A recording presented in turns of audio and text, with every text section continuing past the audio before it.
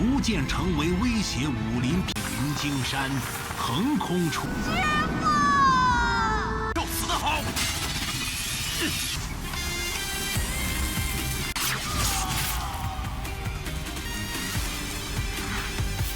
Hola semuanya, bagaimana nih kabar kalian?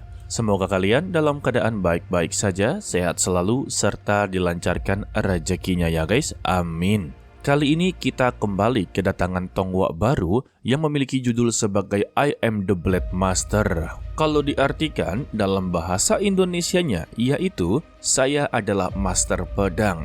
Dari judulnya saja kalian sudahlah mengerti ya, jadi tidak perlu untuklah sinopsisnya. Dan untuk Tonggua ini mendapati total 16 episode.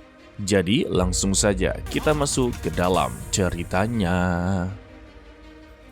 Awal kisah diceritakan ada seorang guru dan muridnya yang sedanglah dikejar-kejar oleh kelompok bayaran. Ternyata sang guru telah menyimpan sebuah rahasia yang begitu penting. Dia memberikan pedang Qinghe kepada muridnya dan memintanya untuklah menjaga. Sedangkan untuk dia sendiri akanlah mengurus semua para kelompok tersebut. Memang dia berhasil untuklah mengalahkan seluruh para kelompok tersebut, tetapi nyawanya juga tidak terselamatkan. Dia hanya berpesan kepada muridnya yang dipanggil sebagai Ren-er. Dia haruslah mengingat semua pesan ini. Kalau dia jangan pernah memberitahu siapapun di mana letak pisau tersebut. Dan harapan terakhir dari sang guru, kalau dia haruslah menjadi master pedang terkuat di dunia ini. Setelah gurunya benar-benar wafat, pedang Qinghe juga dikuburkan di dalam makamnya. Dia berjanji kepada sang guru kalau dia akan mengembangkan teknik pedang yang telah dia ajarkan kepada dirinya. Sesingkatnya, 10 tahun telah berlalu. Bocah yang bernama Ren-er sudahlah beranjak dewasa. Kini, dia memiliki profesi sebagai tukang kayu. Meskipun profesinya tukang kayu, tetapi dirinya tetaplah menganggap sebagai pendekar pedang. Untuk para tamu rumah makan, tidaklah terima bagaimana bisa seorang tukang kayu menganggap dirinya sebagai pendekar pedang terkuat. Mereka yang tidak terima mencoba untuklah menguji kemampuannya. Tetapi orang sebanyak ini sama sekali tidak bisa untuklah menumbangkannya. Bahkan ketika mereka menggunakan ali pedang saja, sama sekali tidaklah mampu. Secara tiba-tiba, Ren-er baru teringat kalau dia masih memiliki tugas yang lain. Jika Tetua Su mengetahui kalau dia sedang baku hantam, maka dia akanlah mendapati hukuman mencuci baju selama 1 bulan. Dan dia sama sekali tidaklah mau ini benar-benar terjadi. Alhasil, dia pun mencoba untuklah melarikan diri. Tetapi 3 pendekar pedang ini langsunglah mengejarnya. Sementara untuk Tetua Su yang memiliki nama asli sebagai Su Nian, dirinya sedanglah berhadapan dengan wanita pendekar pedang. Yang dimana wanita ini adalah utusan Qi dari Pavilion Changfeng. Tetua Su hanya mempertanyakan mengapa dia tiba-tiba menyerang dirinya. Padahal dirinya sama sekali tidaklah mempunyai musuh. Wanita ini tidak memberikan namanya sama sekali. Dia hanya meminta berikanlah surat sekte pedang kepadanya, maka dia akanlah pergi dari sini. Sontak ya Tetua Su yang sudah mengetahui maksudnya, dia tidak akanlah memberikannya. Dan mereka kembali melanjutkan pertarungan.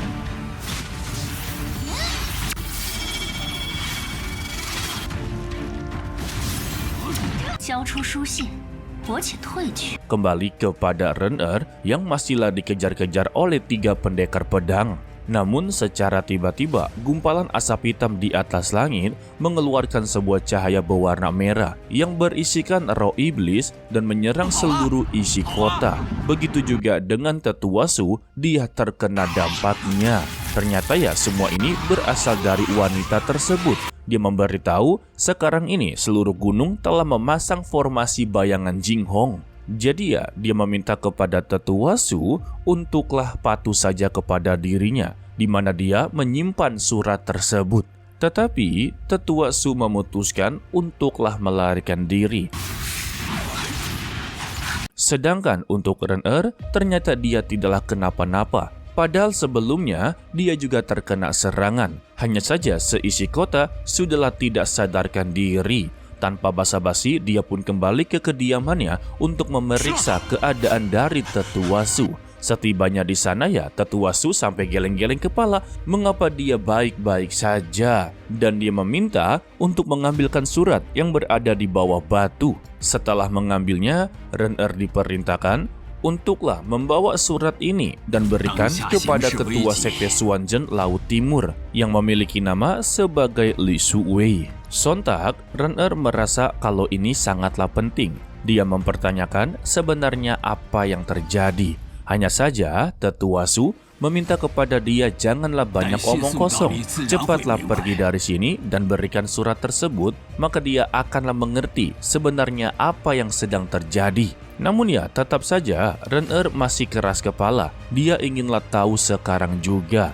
Lantas Tetua Su hanya memberitahu kisi-kisinya kalau surat ini telah memegang nasib dari dunia ahli bela diri. Sayangnya, Ren-er tidaklah mendengarkan semua perkataannya. Dia memanglah pergi dari sana, tetapi hanya beberapa langkah saja dan bersembunyi di balik pohon. Alasannya, dia tidak inginlah meninggalkan Tetua Su yang sedanglah terluka. Tetapi dengan semua ini, Ren-er akhirnya mengetahui latar belakang dari Tetua Su, karena dia juga ternyata berasal dari sekte yang sama. Dan dia juga termasuk orang yang begitu sangatlah penting serta dihormati oleh sekte pedang. Hanya saja, dia memilih jalan yang berbeda. Dia inginlah hidup dengan begitu damai.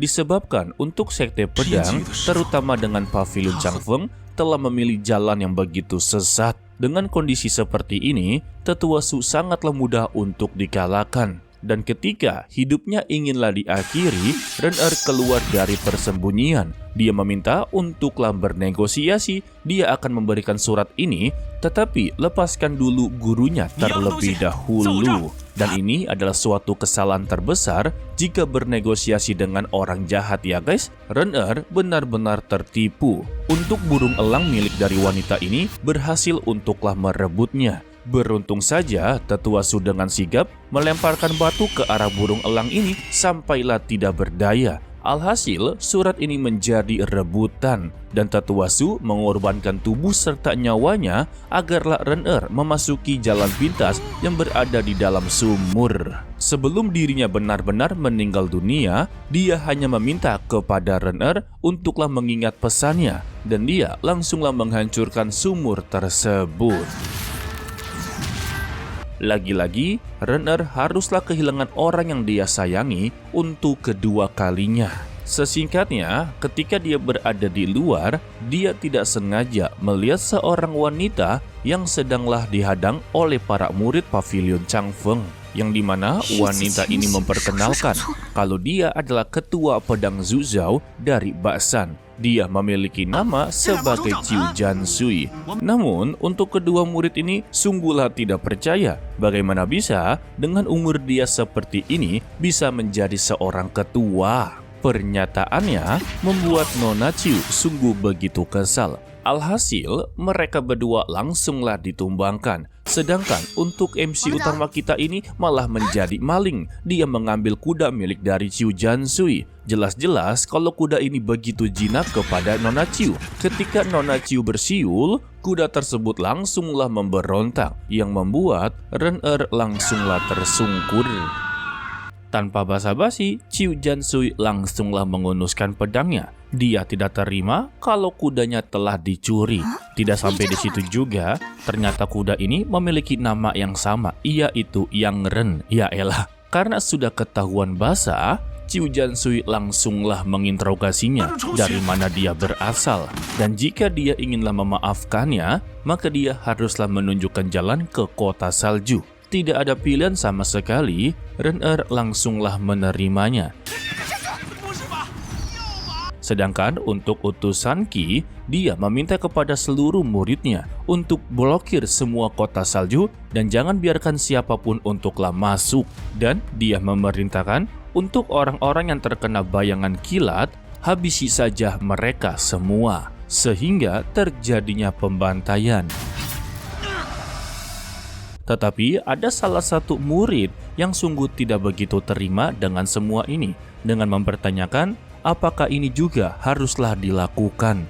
Karena bukan hanya pendekar pedang saja yang dihabisi, tetapi juga ada lansia yang haruslah terlibat. Kembali kepada Yang Ren yang telah mengarahkan ke jalan yang berbeda, membuat Nona Chiu merasa kalau dia telah ditipu. Tetapi sebenarnya dia inginlah berpamitan dengan guru pertamanya, serta memberitahu kalau untuk saat ini kota salju telah diserang oleh pavilion Changfeng. Jadi dia sengaja untuklah mengerahkan ke arah yang lain agarlah dia tetaplah aman. Karena jika dia datang sendirian sama saja seperti mengantarkan nyawa. Tetapi Nona Chiu sungguh tidak percaya dengan omong kosong seperti ini. Sebab untuk pavilion Changfeng adalah pemimpin aliran kebenaran dunia seni bela diri.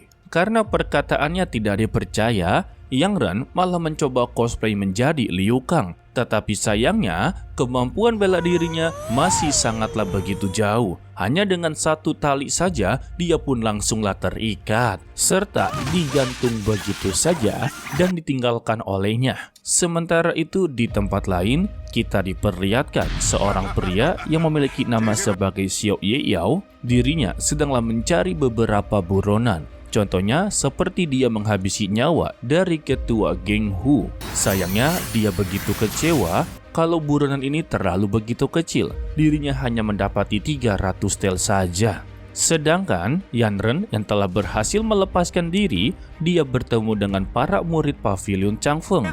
Kelompok ini diketuai oleh Go Zheng yang meminta kepada dia untuklah datang dalam perjamuan. Karena ketua pavilion mencoba untuklah bertamu.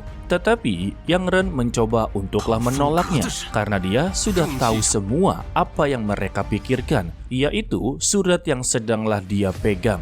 Kembali kepada Tuan Muda Xiao Yeyao, ternyata dia berprofesi sebagai tentara bayaran guys. Dan pemilik dari rumah bilik ini memberikan tugas untuklah menghabisi seseorang yang berasal dari pavilion Changfeng. Dan upahnya bisalah diomongi, yang tandanya upahnya ini begitu sangatlah besar. Hal ini ya membuat Tuan Muda Xiao Yeyao sungguh begitu sangatlah tertarik. Sedangkan untuk Nona Chiu, dia juga begitu kebingungan. Mengapa dirinya selalu bertemu dengan murid pavilion Changfeng, namun dirinya selalu dihalangi dan dihalangi. Ditambah ya sikap dari para murid pavilion Changfeng benar-benar begitu di luar batasannya. Alhasil ya dirinya benar-benar begitu murka menghabisi satu persatu dari mereka. Dari semua inilah membuat Nona Chiu sedikit demi sedikit percaya dengan perkataannya Yang Ren.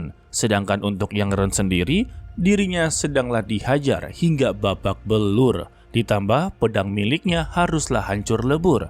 Alhasil dia pun terpaksa dan meminta maaf kepada gurunya kalau dia haruslah menggunakan pedang Jinhe untuklah bertahan hidup.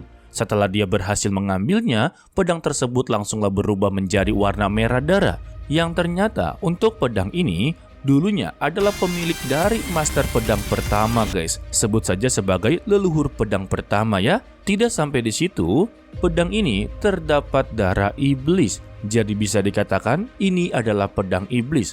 Membuat kekuatan dari Yang Ren tiba-tiba melonjak. Dan dia berhasil menghabisi satu persatu dari mereka hanya dengan 2 tebasan saja.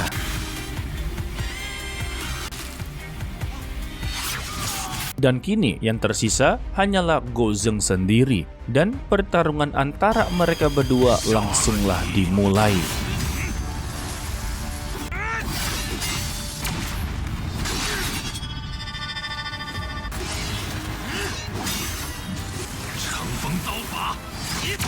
Namun secara tiba-tiba Go Zheng berhasil untuklah menyerangnya, membuat pedangnya terlepas dan Yang Ren tiba-tiba tersadar. Dia kebingungan sebenarnya apa yang sedang terjadi kepada tubuhnya. Dan ketika dia kembali memegang pedangnya, pedang tersebut malah mengarah ke tempatnya Nona Chiu. Dan secara tidak disengaja, dia melihat surat yang dipegang oleh Yang Ren.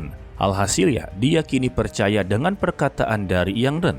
Tidak sampai di situ, seluruh para murid pavilion Changfeng sudahlah berada di sana, beserta dengan Go Zheng yang meminta kepada Nona Chiu untuklah jangan ikut campur. Karena pria ini telah menggunakan kekuatan iblis, maka dia haruslah mendapati hukumannya. Tetapi Nona Chiu langsunglah menggertak dengan kekuatan pedangnya. Gouzeng yang melihat kalau kemampuan dari Nona Chiu Jiansui telah mencapai kekuatan hati pedang atau sebut saja sebagai niat pedang.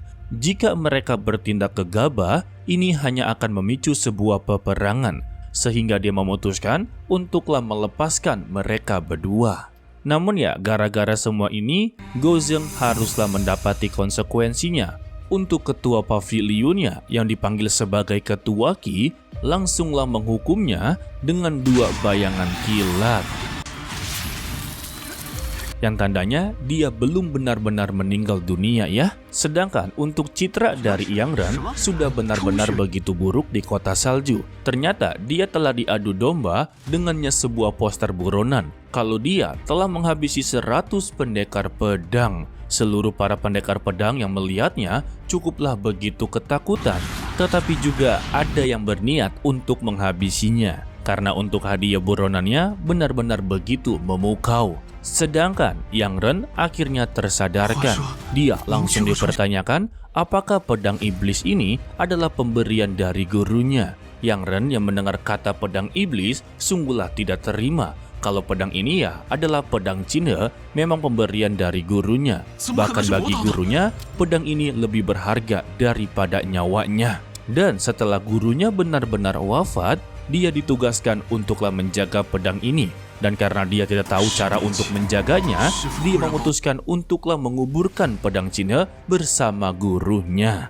Lantas, Nona Chiu mencoba memperingatkannya, jika dia inginlah menggunakan pedang ini, gunakanlah dalam keadaan yang begitu genting. Disebabkan dia sama sekali tidak tahu cara mengendalikannya, bahkan tidak tahu asal-usul dari pedang ini. Lalu, Nona Chiu benar-benar penasaran cerita dia waktu kecil sampai sekarang.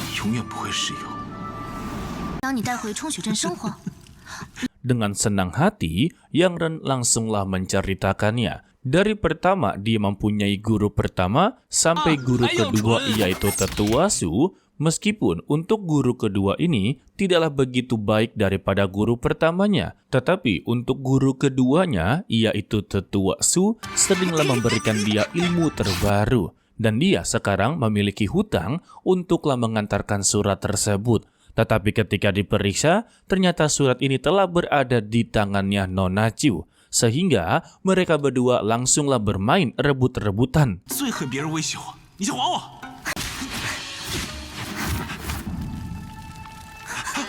Secara tidak terduga, mereka yang main rebut-rebutan surat tersebut, surat ini langsunglah terbuka, yang ternyata menyimpan sebuah ilmu bela diri pedang yang disebut sebagai pedang Dafang. Bukan hanya satu teknik saja yang dia dapatkan, tetapi totalnya ada 5 teknik. Dan pesan-pesan terakhir dari surat ini, dia haruslah menggunakan teknik tersebut serta pedangnya dalam menjaga kedamaian dunia. Dan hubungkanlah kekuatan ini dengan langit dan bumi. Tidak sampai di situ juga, dia melihat sosok pendekar pedang yang berada di depannya. Merasa kalau sosok ini membahayakan dirinya, dia langsunglah memegang pedang iblisnya, membuat dia sungguh tidak terkendalikan. Yang ternyata ya, sosok dari pendekar pedang ini adalah Nona Chiu sendiri, yang membuat mereka berdua terlibat dalam pertarungan. Bahkan ketika Nona Chiu berhasil melepaskan pedangnya, dia tetaplah tidak bisa dikendalikan.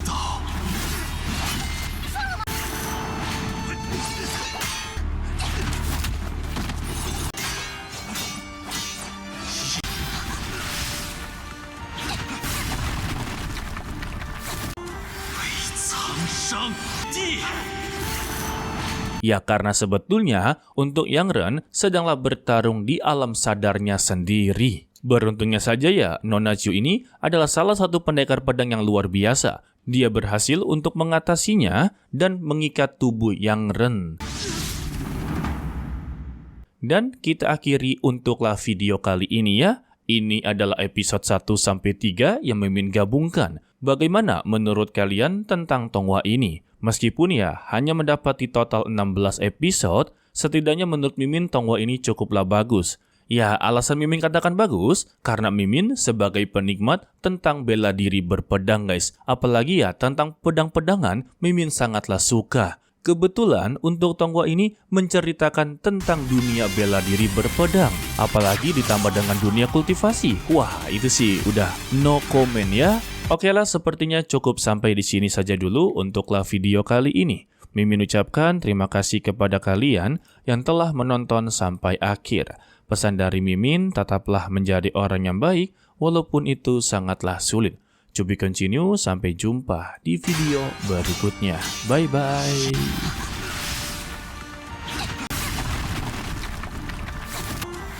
苍生记。